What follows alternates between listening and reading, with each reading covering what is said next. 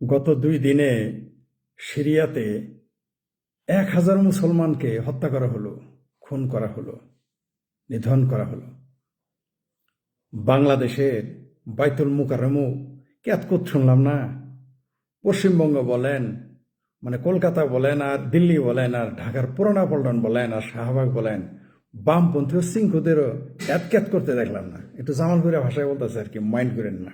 ঠিক আছে, আমার তো ডক্টরের ডিগ্রি নাই, তাই আমার ভাষাতে আমি কথা বলছি। কাউরে তো সিকরি করতে দেখলাম না। কোনো ওয়াজের মঞ্চ, কোনো শুক্রবার তো গেল, তাই না? কোনো মসজিদ, কোনো মাদ্রাসা, কাউরে তো কথা বলতে শুনলাম না। জামাতের 27 গুণ মগবাজার থেকে কোনো লাফালাফি শুনছেন? কারো কোনো কথা শুনছেন? শুনেন নাই। কোনো বাংলাদেশের কোনো মসজিদের হুজুরের কাছে শুনছেন যে সিরিয়াতে গত 2 দিনে 1000 লোককে মেরে ফেলা হয়েছে? শুনছেন? শুনেন নাই, শুনবেনও না। কারণ ভারত আর ইসরায়েল না হলে জজবা আসে না। মানে মুসলমান মেরেছে, আপনি ভারত আর ফিলিস্তিন মানে ইসরায়েল ব্যতীত আর কোথাও যদি আপনি মুসলমানদের কিছু হয়, কারো কোনো জজবা জাগে না। কিন্তু কলকাতার ট্রেনে বা শরীর গায়ে হাত দিছে, ভিডিও করছে, একজন একটা চটকানা দিছে, বাংলাদেশের ডাইন বাম আওয়ামী লীগ সহ সিকরে লাগাই দিছে। দিন শেষে মুসলমান বামপন্থীরাও সিকরে লাগাই দিছে। কলকাতার বাম ডাইন সব শেকুম মেকু সিকরি লাগাই দিছে। যে কি কেন তুমি ওই মহিলা ওই লোকটা ভিডিও বুঝে না, ক্যামেরা মোবাইল বুঝে না, পাগল, তাই না? তোর গায়ে হাত দিলা, চর দিলা, তোমার না হয় একটু ভিডিও করছে তাই চর মারলা কেন? কত আন্দোলন, আরেকজনের চড়াইছে দেখে কত ঢাকা, দিল্লি, বাংলাদেশ, কলকাতা সিকরি লেগে গেছে। টুপি আল্লাহ দাঁড়িয়ে আল্লাহ দেখলে 1000 লোক যে মারা গেল 2 দিনে সিরিয়ায়, দেখবেন কেউ জানে না। মানে মনে হয় ঘটনা ঘটেই নাই পৃথিবীতে। মাত্র 2 দিনে 1000 লোক মেরে ফেলছে। যে মারছে সেও মুসলমান, যে মরেছে সেও মুসলমান। সেই জন্য আর কোনো কারণ, আর কথা নেই, আর কোনো কথা এখন আর নাই। এখন সবাই নীরব। এখন সবাই মুখের মধ্যে কুলুপেটে রেখে দিছে। সেটা সিংহ বাম হোক, আর জালিয়াত বাম হোক, আর মুসলমান হোক, সবার মুখের মধ্যে এখন কুলুপাটা। 1000 মুসলমান এখন আর সমস্যা না।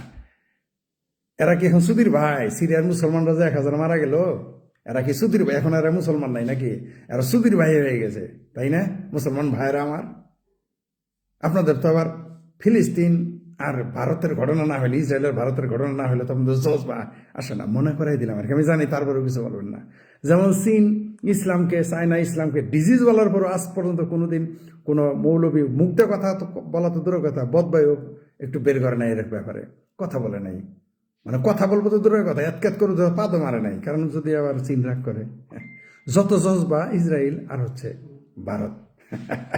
যাই হোক, সেটাও আলোচনা রাখলাম। তাহলে এখন মূল ঘটনায় আসে। সিরিয়াতে যখন জিলানি জঙ্গিটা যখন ক্ষমতায় আসলো, আরে বাবারে বাবা, বাংলাদেশের মুসলমানেরা কি খুশির সুতির ভাই। একজনের গোয়া ফুলে ময়মনসিংহের পাউরুটি হয়ে গেছিল, ভারতের মুসলমানদেরও পাশা ফুলে পাউরুটি হয়ে গেছিল যখন গিলানি ক্ষমতায় আসে। কিন্তু গিলানি যে কি ইসরায়েল যে কি গেমটা খেলে দিয়েছে এটা বুঝতে পারছে, তারা আকল দেওয়া নেন। 1 সপ্তাহ পর আকল আসছে, তারপর তারা নীরব, এই ব্যাপারে কথা বলে না। 4 মাস চুপচাপ থাকার পরে আসাদের লোকজন, আসাদের যে সিরিয়ার যে বাশার আল আসাদ, তার যে বংশের লোকজন শুরু করে দিছে কালকে। শুরু করে দেওয়াতে 1000 লোক মারা গেছে 2 দিনে। এন্ট্রি নিয়েছে কে জানেন? আবার ইরান ঢুকেছে সিরিয়ার ভিতরে। এখন তুরস্ক আর ইরান মিলে লেগে গেছে। মূলত ফাইটটা এখন কি হচ্ছে জানেন? সিরিয়াতে ইরান আর তুরস্ক লেগে গেছে, সিয়া সুন্নি লেগে গেছে। বাশার আল আসাদ এবং তার সৌদি আরব, তুরস্ক এগুলো মিলে লেগে, তাই সবাই চুপ। কারণ সবগুলোই মুসলমান, সৌদি আরব মুসলমান, তুরস্ক ঢুকে গেছে তো একেবারে ভারত, বাংলাদেশ, পাকিস্তানের মুসলমানদের তো খলিফা। ঠিক আছে, খোদ ইমরান খান স্বীকার করেছে খলিফা, ভোট নাকি তার চেয়ে বেশি পাবে পাকিস্তানে। তো খলিফা এরদোগানের ক্লিন শেপ, কিন্তু বুঝেন, কিন্তু ক্লিন শেপ, দাড়ি না রাখলে বলে মুসলমানই না, কোটটাই পরা ক্লিন শেপ এরদোগান। যে আবার কোন এরদোগান জানেন? যে এরদোগান ইসরায়েলের সংসদে প্রথম ভাষণ দেয় মুসলমান নেতা, বিরাট বড় মুসলমান। এগুলো আমি বলি দেখে আমি খারাপ, আমি বললে খারাপ, এরা করছে সমস্যা নাই, আমি বললে খারাপ, আমি ইসরায়েলের দালাল। যাই হোক, যেটা বলতেছিলাম, সিরিয়াতে এখন লেগে গেছে। একদিকে ঢুকে গেছে ইরান, আরেক দিকে ঢুকে গেছে তুরস্ক, আরেক দিকে ঢুকে গেছে সৌদি আরব। এগুলো মিলে লেগে গেছে। পিছনে পিছনে কেউ কেউ মনে করতেছে এটা রাশিয়ার ইন্ধন আছে এবং আমেরিকার ইন্ধন। তাহলে কি হলো? কয়টা দেশ? সৌদি আরব, তুরস্ক, ইরান, রাশিয়া এবং আমেরিকা, 5টা দেশ। আবার কেউ কেউ মনে করে এখানে কাতারও আছে, মানে 6টা দেশ। ছোট্ট একটা সিরিয়ার ভিতরে কিরকম লাগা লেগে গেছে দেখছেন। এখন কোনো সুদীর ভাই, কোনো মুসলমান আর কথা বলে না, মানে মুসলমান যখন মারে তখন কোনো সমস্যা নাই। শুক্রবার এখন বাইতুল মুকাররম চিৎকার, মুসলমানদের বিরুদ্ধে ষড়যন্ত্র, ইহুদ্দিন নাসারার ষড়যন্ত্র, এখন আর ওটা খুঁজে হয় না। এখন এরা সব চুপ। বাংলাদেশে কোনো লোকের কাছে শুনছেন উনি ফোন দেন, এই যে আমি যে বললাম না, আমি যে বললাম, বলো ভরে দেখলাম মিথ্যা কথা বলে, বানায় কয়। অথবা বলো এগুলো আর বলার দরকার কি, আর উদ্দেশ্য খারাপ। বুঝতে পারছেন? এখন আর বলবে না। কিন্তু ভারতের রেলগাড়ির মধ্যে লুচ্চামি করার, লুচ্চা বুইরা করে একটা চটকা না দিলে খুব সমস্যা। আর ওই যে ইফতিজারে ধরে থানায় নিয়ে গেলে বাংলাদেশের মুসলমানদের খুব সমস্যা। এবার 1000 মুসলমান মারা গেলে আর কথা নাই, কারণ নিজেরাই যে সম্ভবত ওই যে ওই হাদিস, আমি হাদিসটা তো জানি না, এভাবে আরবি তো আর পড়তে পারি না। ওই যে বলছে এক মুসলমান ভাই আরেক মুসলমানের দোষ গোপন করতে হবে, সম্ভবত এই জন্য বাংলাদেশে মাদ্রাসায় যত বলৎকার হয় সেগুলো গোপন করা হয় ওই হাদিসের দলিলে আর কি, সম্ভবত। এটা একটু আমি তো জানি না, সম্ভবত আর কি। তো এই জন্যই বুঝে চুপ। এই যে সিরিয়াতে ফেসবুকে কোনো পোস্ট দেখছেন কারো? একটা লোকের পোস্ট খুঁজে পাবেন আপনি কোনো পাঙ্গু মুমিনের আর ভাঙ্গু মুমিনের, মানে বাংলাদেশ, ভারত, পাকিস্তান, চিঙ্কু বাম আর জালিয়াত বাম, এদের শুনছেন? একজনেরও শুনবেন না, একজনও পোস্ট দিবে না। এই চিঙ্কু মিঙ্কু পাঙ্কু শাঙ্কু শেকু মেকু এখন আর কোনো পোস্ট নাই। 1000 লোক মেরে ফেলছে।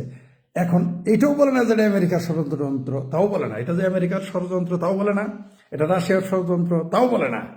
কারণ ইসরায়েল আর ভারত খুঁজে পাওয়া যায় না, তাই সব ঠান্ডা। বুঝতে পারছেন তো? এই হলো রাজনীতি, সিলেক্টিভ প্রীতি। বুঝতে পারছেন? সিলেক্টিভ প্রীতি। পৃথিবীর কোনো মুসলিম দেশ আছে যেখানে আপনি 20% মুসলমান খুঁজে পাবেন, সংখ্যালঘু খুঁজে পাবেন?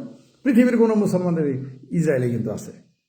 যত লজিকই দেন আছে, কিন্তু আপনি আমাকে একটা দেখান, একটা মুসলিম কান্ট্রি দেখান যেখানে 20, তাও আবার ইহুদি, যে ইহুদির সাথে মুসলমানের সম্পর্ক চিরকালই খারাপ। ধর্মীয়ভাবে শেখানো হয়েছে যে ইহুদিদের মেরে ফেলতে হবে, ইহুদিদের হত্যা করতে হবে, এরকম শিক্ষা দিচ্ছে ধর্ম। এটা মানে কি ধর্ম? সেই ধর্মের 20% মুসলমান ইসরায়েলে বাস করে। আপনি দেখান তো পৃথিবীর কোনো মুসলিম কান্ট্রি যেখানে 5% মুসলমান আছে, 5% দেখান তো, দেখাইতে পারবেন না। কেন পারবেন না? ওই যে সিরিয়াতে লেগে গেছে যারা নিজেরাই খুনাখুনি করে। যেখানে সংখ্যালঘু থাকবে না সেখানে নিজেরাই মারবে। সর্বশেষ দৃষ্টান্ত সিরিয়া। তবে সাধু সাবধান, বাংলাদেশের কপালও কিন্তু এরকম ঘটতে পারে।